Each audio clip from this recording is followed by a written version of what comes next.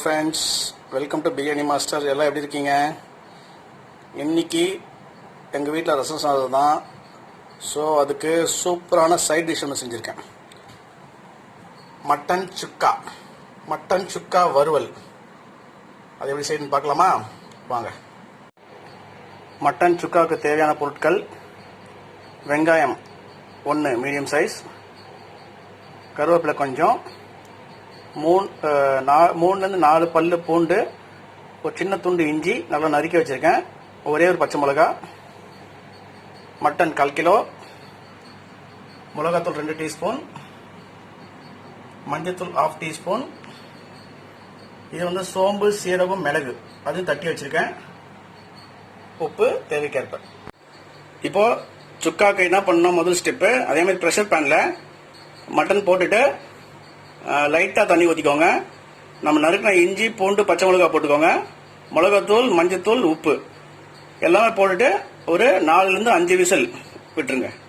அந்த மட்டன் வேகட்டும். இப்போ சுக்கா எப்படி செய்யுதுன்னு பார்க்கலாம். இது மாதிரி ஃப்ரை பேன் வச்சுக்கோங்க. ஆன் பண்ணிக்கோங்க. எண்ணெய் ஒரு 3 டீஸ்பூன் எண்ணெய்.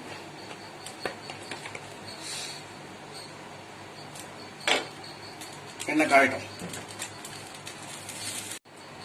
எண்ணெய் காஞ்ச உடனே லவங்கம், கொஞ்சம் ஒரு சின்ன துண்டு பட்டை,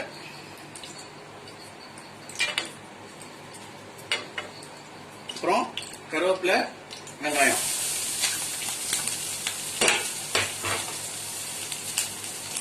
ஓகே, ஒரு மிக்ஸ் பண்ணுங்க.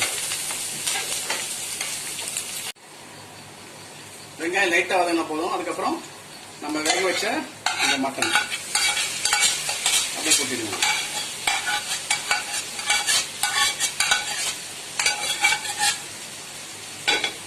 போட்டுட்டு அப்படியே லைட்டாக கொஞ்சம் மிக்ஸ் பண்ணுங்க. இந்த டிஷ் ட்ரையாக தான் இருக்கும்.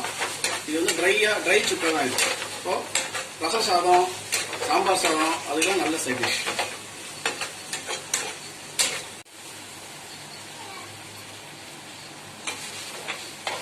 இப்போ மட்டன் நல்லா மசாலா கூட மிக்ஸ் ஆகிடுச்சு. வெங்காயம், கருவேப்பிலை எல்லாம் ஒன்று சேர்ந்துச்சு. இந்த ஸ்டேஜில் நம்ம நுணுக்கி வச்சோம்ல சோம்பு, சீரகம், மிளகு அப்படியே போட்டுருங்க. போட்டுட்டு ஒரு மிக்ஸ் கொடுத்துருங்க.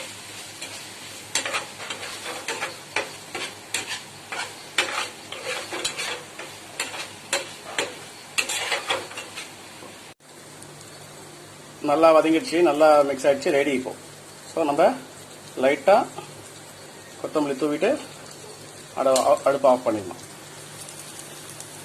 நான் ஃப்ரெண்ட்ஸ், மட்டன் சுக்கா சூப்பராக இருந்ததா? நீங்களும் உங்கள் வீட்டில் ட்ரை பண்ணுங்கள். ட்ரை பண்ணிட்டு கமெண்ட் பண்ணுங்கள். ஓகே, பாய்.